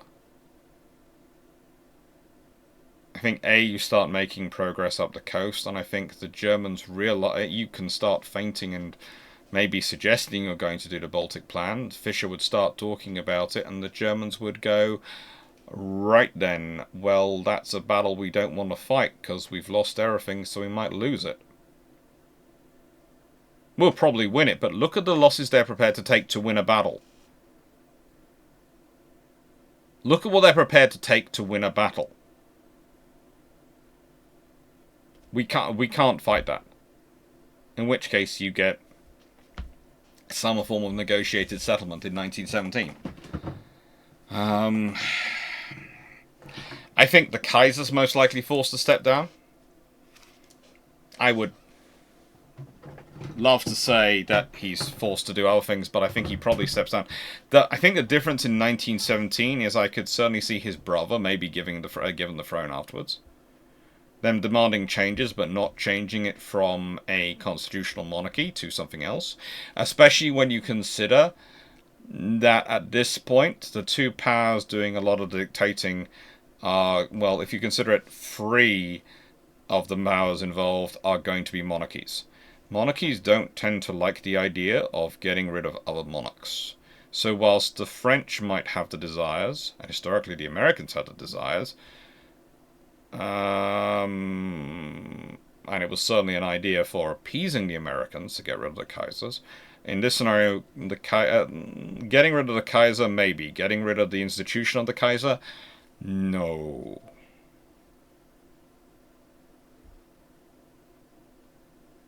So that could well be the rest of the war. But our story and our history doesn't stop there, does it? Because they have the post-war impact. Now, if the war ends in 1917 before the Americans get involved, there's going to be 3 problems. The Americans will never be part of the peace deal. So all the resources they built up to be part and that allowed them to be part in negotiations won't happen. They probably still do have the sheer quantity of banking notes, etc., and loans, but the small problem they're going to find themselves with is they weren't there. They weren't part of it. They loaned money.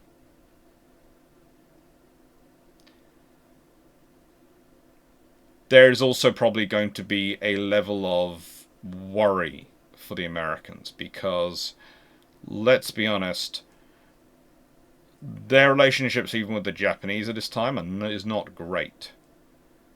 And post-war, of course, the British are happy to lose the alliance and etc. because Japan is traditionally, historically in this time, has been proving unstable and getting more and more problematic. So the British are happy to lose an alliance, but they've now had an alliance which has been quite literally blessed in blood.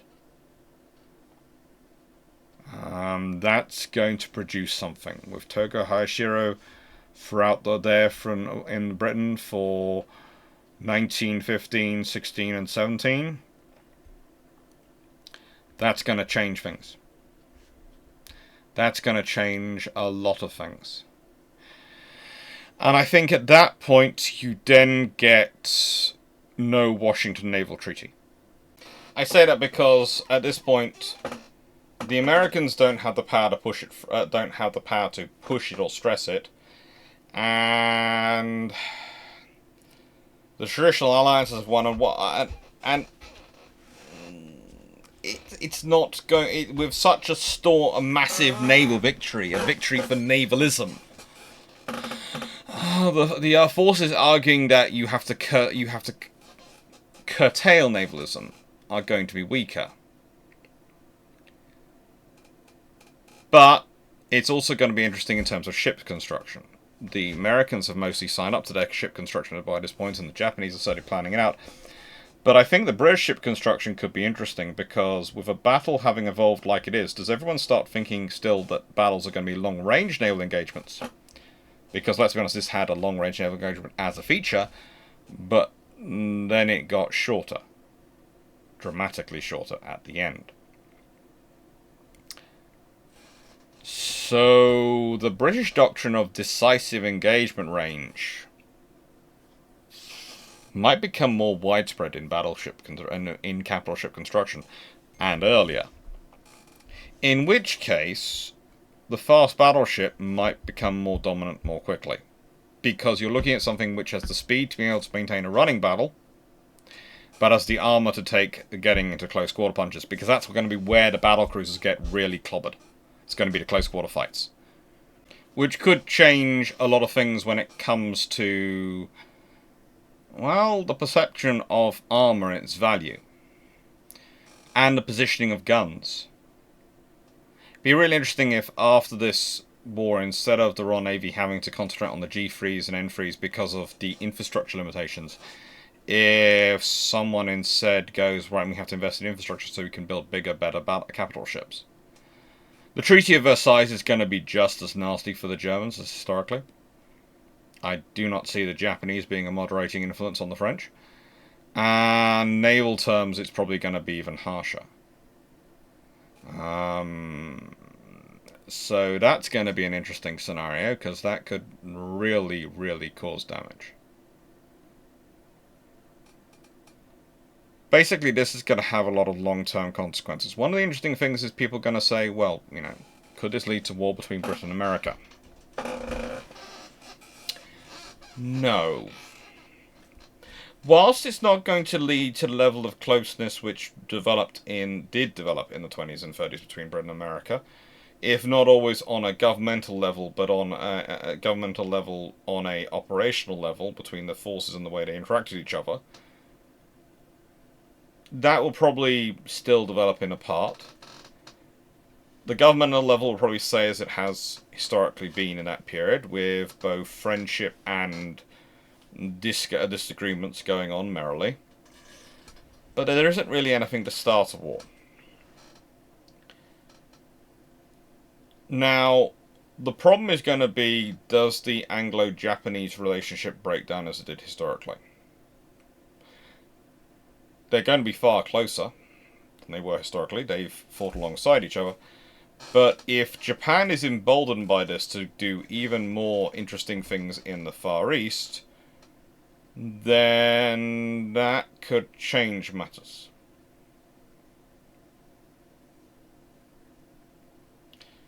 It could change matters. It could also, though, whilst they might have done it cynically, could also change and increase, even more importantly, raise the status of the Anglo-Japanese alliance.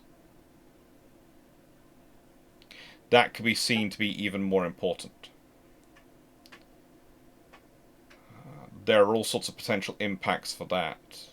Especially the war ending in 1917, some of the issues which the British have in 1918, etc., might not happen.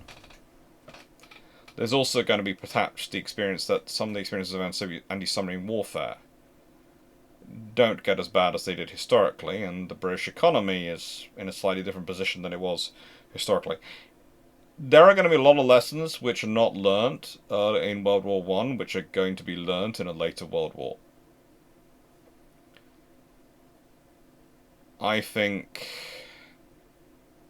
also think there's no such thing as the League of Nations. I don't think 14 points has any bearing. I don't think you therefore get any scenarios such as League of Nations mandates, which are a lovely way of discussing extra bits of empire being added on from the conquered countries. But I think that's what happens. I think those territories still go. Japan might get more than historically did, and those mandates which were historically given to the Americans might end up going Japanese. Or British, or a mixture of the two. In terms of American warship production or Japanese warship production, this is going to be interesting to watch because it's going to depend on economic realities. A Japan which has fought so closely with the Allies, with the British and the French in World War One as this, and has sent so many forces, and has been such a part of European theatre, could well find itself brought in even more to the fold economically. Could be natural to do business with the Japanese, and they could be very encouraged to do business with the Japanese. Again, these are going to be countries which have not suffered the disaster of some of the disasters part of 1917, but also the effects of 1918 on their populations. It's hard to really put that into words, how big an impact even a brutally nasty but a solid victory of Jutland shortens the war and is going to have an impact on what happens to the wider world and to Britain and France and Italy and all the losses they suffered in 1917, 1918 historically. So yeah.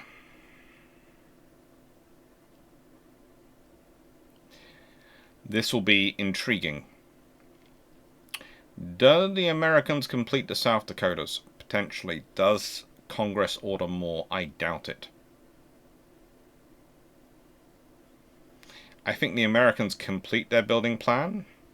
Potentially even the Lexingtons.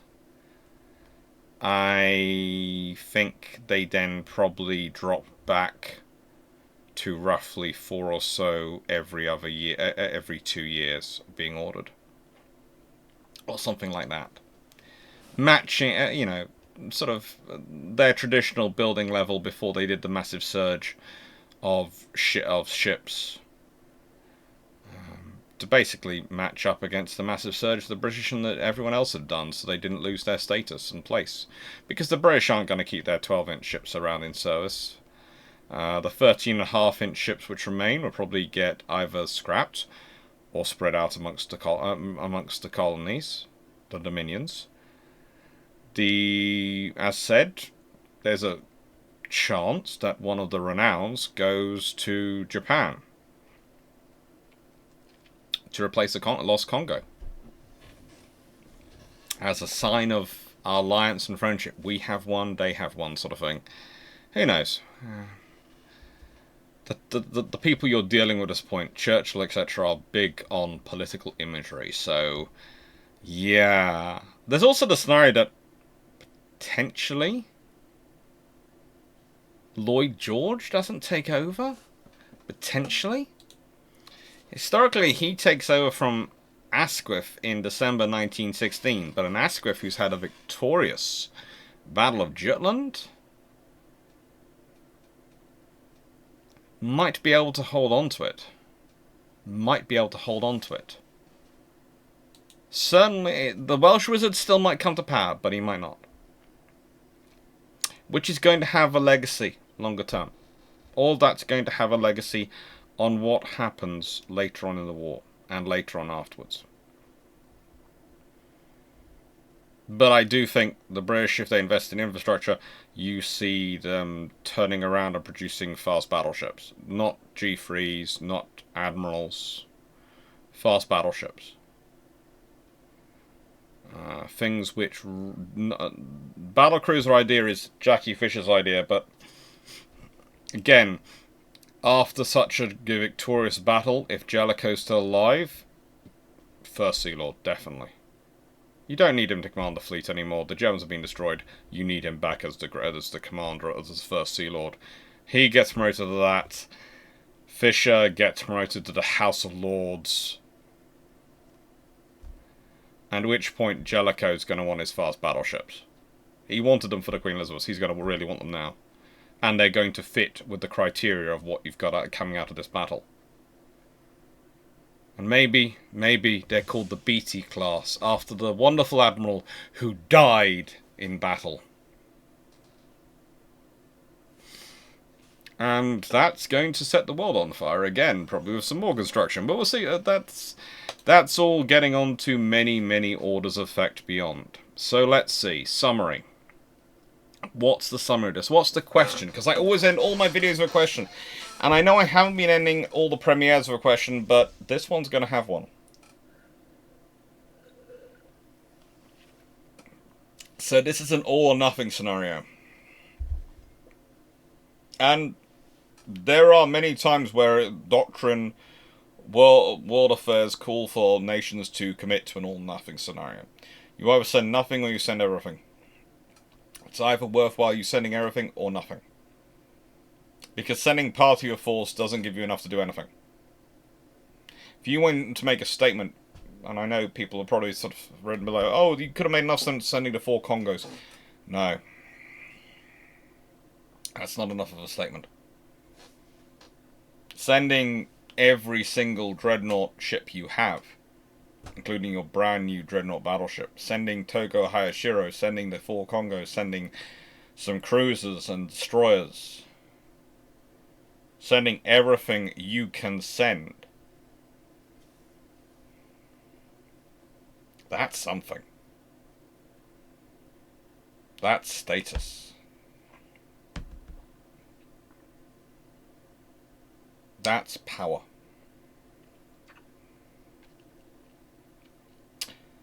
So this just throws several ripples in history.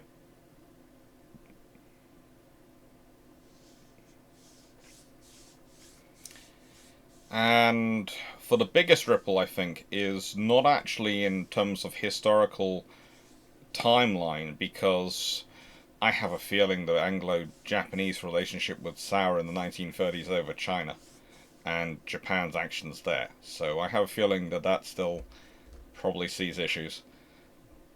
Unless, of course, the whole relationship with Britain and between Britain and Japan manages to work both ways, and Britain acts as a stabilizing influence over Japan. Doubtful. But there's always the chance that with Togo Hirohito spending so much time in the UK, when he goes back to continue Emperor Hirohito's education, he brings back a lot of more knowledge and experience of the British political system and how monarchs tend to not direct events, because that's not their rule. Their duty is to reign rather than rule, and they do that very well. But to influence events subtly. There are ways. And it'd be very interesting to see the experience of the British system that such years of familiarity would have brought to him, being added to the already many subtleties of the Japanese system. It would be truly interesting to see what the impact of all that would be. And what the impact longer term for Japan would be. And that's really where the question of this video is going to go, in the comment below. Not in the chat, but below, please, because I can't see the chat afterwards. Well, I can see it. It is there, it is afterwards, but it takes ages to scroll through and find it decently. It's far easier for me to find in the comments.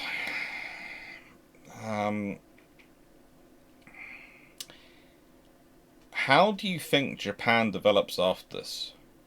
What do you think America does? I think myself, you've got a scenario where potentially, with the war ending early enough in 1917, the October Revolution might not happen. The Russia might not go Soviet. It will still have its own revolution. It still won't be Tsarist, but it might not be Soviet if the war ends in time.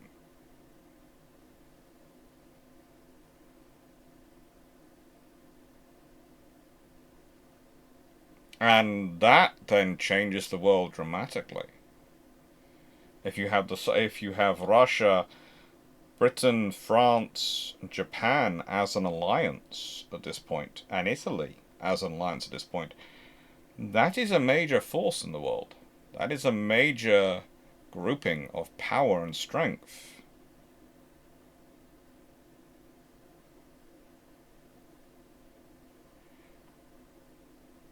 I wonder what you think would happen in the world in this period. What do you think would happen? I don't think there's going to be another war. And I think the Japanese perception on the naval war might be different. Again, it's going to be a glorious victory, but it's going to be horrendous losses. But there again, for the amount they're going to gain, they might see it as justifiable. I think, again, they will end World War I with a very different view of war than the British and the French. And the Italians. So that's the question. What do you think the world is like? I still think there's another world war in 20 years' time.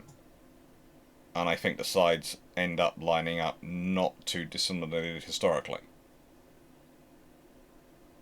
But perhaps there are some differences.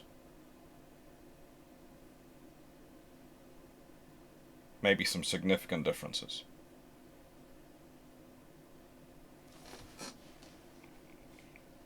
Thank you very much for watching. Anyway, I hope you enjoyed. I hope you liked this. As I said, with the plan with the premieres is that I pop into the chat and hopefully I'm on Discord afterwards to chat away with you all as well. I hope you enjoyed it. What have we got coming up? What have we had so far?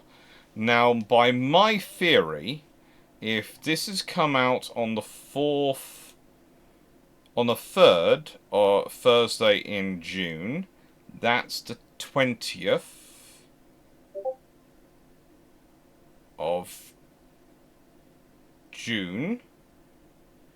And so the next video should be the conception, operation, conclusion of HMS Unicorn. Woohoo! That's fun. This will be number 3 of the June premieres. That's going to be a good video. HMS Unicorn is cool. I still don't know why I put Japanese Naval Aircraft Squadron System there. And then I have World War II, Japanese World War II Carrier Naval Aviation Doctrine, pre-war, 2 war in July. Why, in my 2 busiest months of the year, did I schedule 2 of the most complicated things to put in? Oh, I love naval history. Thank you very much for watching. I hope you enjoyed the video. Please, if you like, share and subscribe. That really does help the channel grow. And as said, if you like to keep the videos going and keep the channel going and keep supporting my book acquisitions, and trust me, for these videos I need to get a lot of books if I'm doing alternate history. A lot of books. I mean, I never realized I had so many books, thankfully, on the Japanese admirals and senior officers, because I mined those for about 3-4 days. Solid nighttime reading was going through Japanese books on admirals and looking into them. It's fun.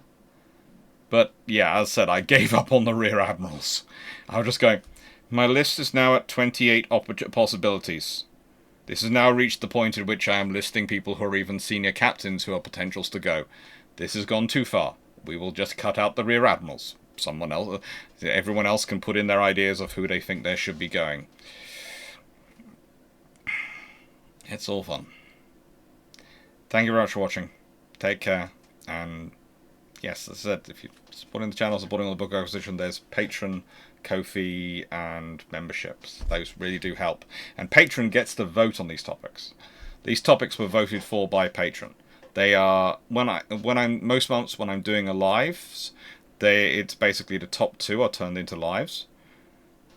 Because when it's a recorded video, I can stop it if I pronounce names wrong. When it's a live, I have to have made sure I've practiced enough that I get the names hopefully approximately right. So, you know, I do 4 pre-recorded videos if I'm not going to be able to do the lives, and 2 if I'm doing the lives. But the 2 lives also get turned into recorded videos, so it still works out the same as 4 videos by patron choice. And basically what it works is the patrons suggest the topics, and then they vote. And their top 2, if it's a month with lives, or top 4, if it's a month with premieres, get selected. I think it's a fairly fair system, because it allows, it's not just me going through and selecting people's topics. So people get to suggest the topics and also get to vote as to what topics they want. And I think there's also some good merchandise as well from Patreon. Thank you very much, everyone. Take care, and thank you for your support. Bye.